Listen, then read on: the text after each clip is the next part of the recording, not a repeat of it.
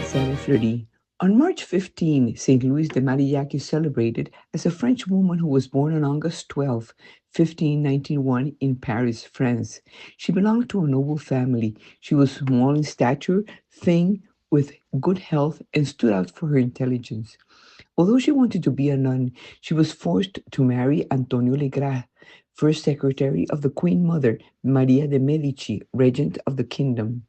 At the age of 34, she was widowed with only one son who was already 15 years old. At that time, the peasant world suffered great misery and taxes ruined them. The sick in the countryside died without medical attention because the hospitals were only in the cities. There were few towns in which there were schools. The common thing was itinerant teachers who for little money taught the children of the peasants. As mixed schools were prohibited, only boys went to school. The girls were left taking care of their little brothers and doing housework. At that time, Father Vincent de Paul had founded an association of ladies known today as Volunteers of Charity and a congregation of priests called the Pauls, Vicentians, or Lazarists. Father Vicente de Paul encouraged Luisa de Marillac to join his project to restore the poor's human dignity and rights, modernize institutions to make them more effective, and create new ones for new needs. This excited Luisa so much that although the ideas were of St. Vincent, of Father Vincent, she was the executor. Luisa organized an association of women who were called the Daughters of Charity.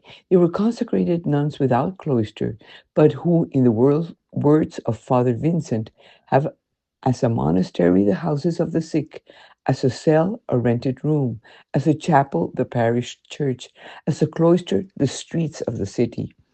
Louise de Marillac dedicated herself totally to the mission of making these young women experience that serving the poor was the same as serving Christ, because the poor and Christ were the same reality.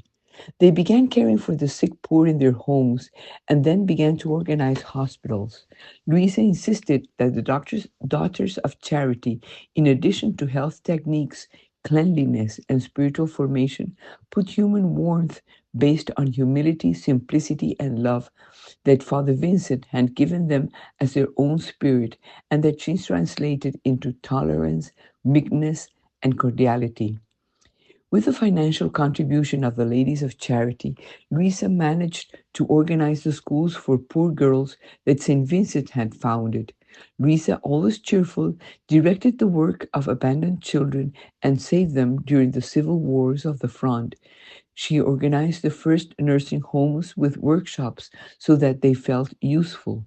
She welcomed immigrants who arrived in Paris fleeing from wars, especially homeless girls, surrounded by many of her spiritual daughters.